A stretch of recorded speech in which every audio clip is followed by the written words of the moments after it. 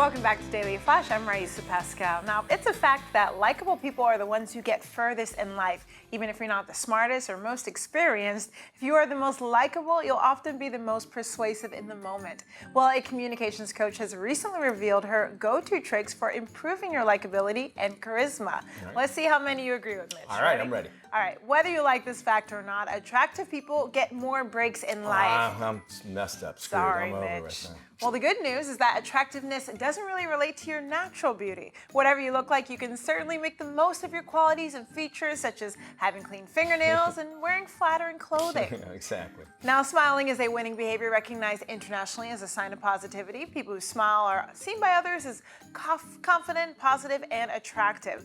Over 50 different types of smiles are possible somehow, but the one that is deemed the most sincere is the smize that pushes up into your eyes. Big smiles. Laughing is a wonderful way to build rapport with people.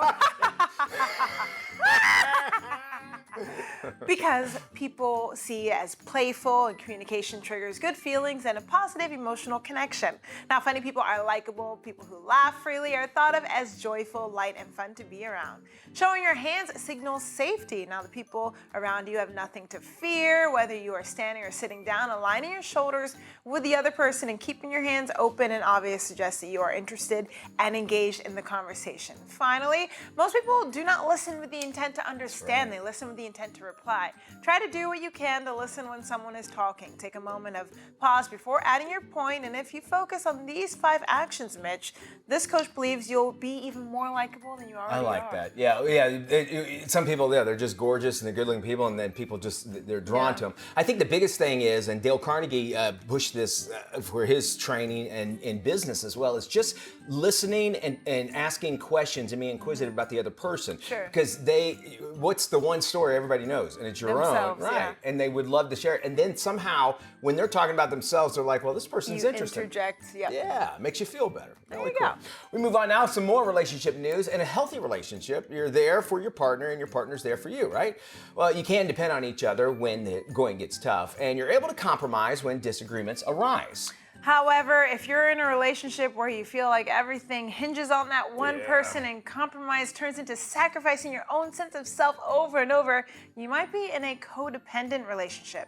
Right. Not a good thing. Some warning signs of codependency in relationships are feeling uncomfortable being without your partner. You may feel intense discomfort being alone and want to spend all your time with them. You might even get mad or disappointed if your partner wants to spend some downtime alone or have a night out with friends without you. So keep that in mind. You may avoid disagreements at all costs and act like you agree when you really don't, or you might keep your feelings to yourself even when something is bothering you. Now, the idea of being that you don't want to actually distress or annoy your partner, so they'll be happy and then they'll stick around. That's right. You also may say yes when you want to say no because you want to make it seem like you're up for anything your partner wants. Not a good thing. Not at all. You neglect your own needs because you're too busy focusing on meeting, maybe even exceeding your partner's needs.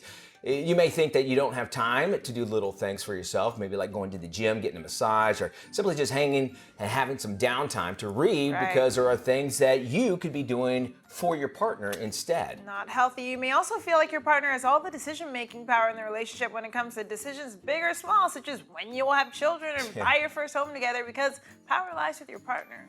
And of course, even if you are constantly giving more than you're actually getting in the relationship, you might feel underappreciated or unseen. Now, if you find yourself in a codependent relationship, the goal is to begin setting boundaries and prioritizing yourself as opposed to your partner. If you have trouble doing this on your own, don't hesitate to reach out to a therapist or even a couples therapist to try to get help. I think and it's very exhausting for the one person to take on both of the emotional needs in a relationship. Absolutely. And you think that you're doing, well, I'm doing this because I want to save it. But eventually what you're doing is you're not allowing that person to grow. You're burning yourself out too. Yeah. And you're not being your true self. Yeah. And you're giving too much of yourself together. And what happens is that person that doesn't have to do anything starts to lose respect for you eventually. So keep that in mind.